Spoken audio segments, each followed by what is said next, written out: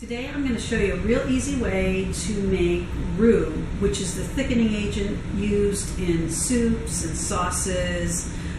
So whenever I have a recipe, I always put in there, so many ounces of roux or whatever.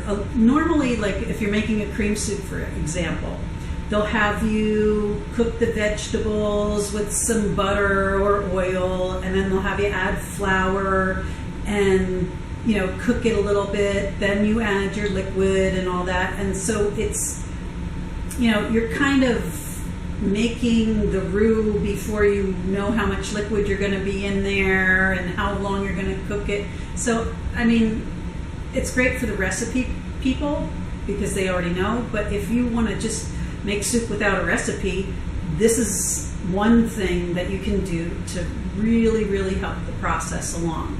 So I have some melted butter here. Traditionally, roux is made with clarified butter, which would mean only the oily part, not the milk solids or any other liquids, just the oily part of the butter. After years of doing that, I just decided I'm just going to melt the butter. I like the taste of the milk solids. There's a little salt in there. I like it. So I am going to use, and I don't really have another use for those where I could put them into something else. So I'm just going to use the melted butter, and there's a ratio, like 50% butter, 50% flour. Some say 60-40. It all depends. But what we're really looking for is the final consistency. So I'm going to turn my burner on. I'm going to put it over medium-low heat. And I'm going to start adding some flour. Now this is like one stick of butter in here. And I'm going to just add my flour. Already I need to turn it down. Okay, so I'm just going to keep adding flour until it looks right. And I'll show you an example of when it looks right. If you don't add enough flour, when it's finished, completely finished, the butter, a lot of the oil will remain on top and it won't soak in, and you're kind of wasting your money on the butter. You won't get as much finished product as you could. So that is about right, where it's solid but not really. Now we want to turn the heat down. We're going to cook this for about 5 minutes. Now let me explain to you what's going on here. So we have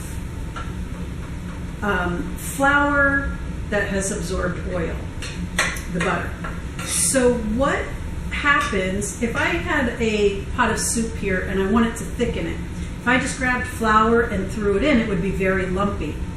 What the butter does is it coats each grain of flour so that when you put it into your soup, it goes out smoothly. It doesn't make a lump of flour in there. So, and what it also does is, if I were just to throw that flour in there and not have it cooked, it has a very raw flour taste, and it doesn't taste good. So what I'm doing here is I'm toasting the butter and the flour to give it a pleasant taste and to get rid of that raw taste.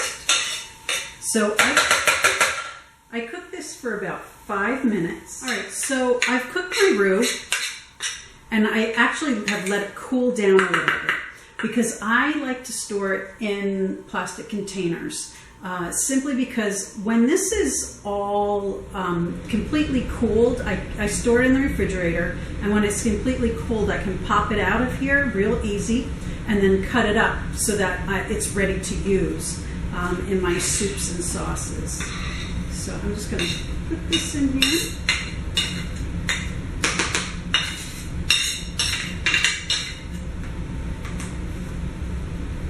I can press that down because I want it to be a solid piece.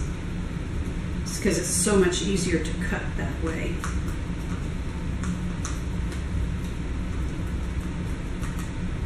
Okay, so I have my roux in there. I'm going to let it cool down, and then I'll show you how to pop it out and cut it. Okay, so I have put the roux in the refrigerator for a while, and I'm going to just pop it out and chop it into little squares.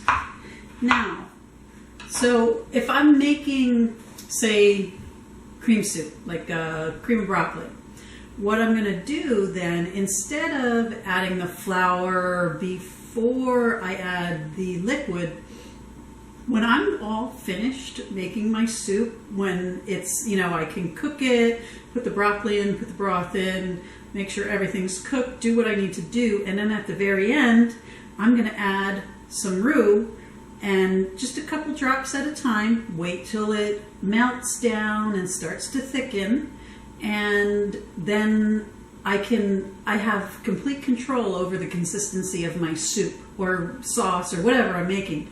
This is a great thing to keep around for Thanksgiving.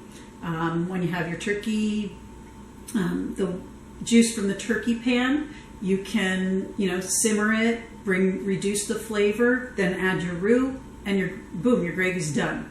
You need nothing else to do that.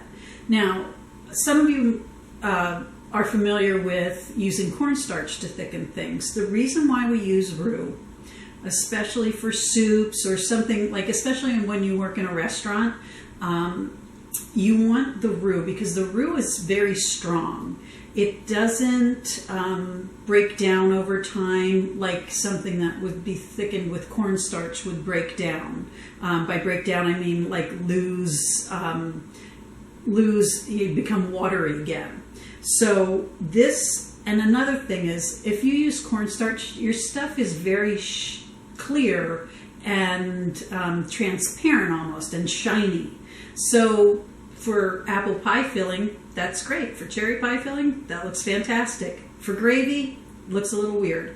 That's why, another reason why you would want to use roux, because it has that velvety, opaque color and look to it that you would expect from a sauce or a gravy.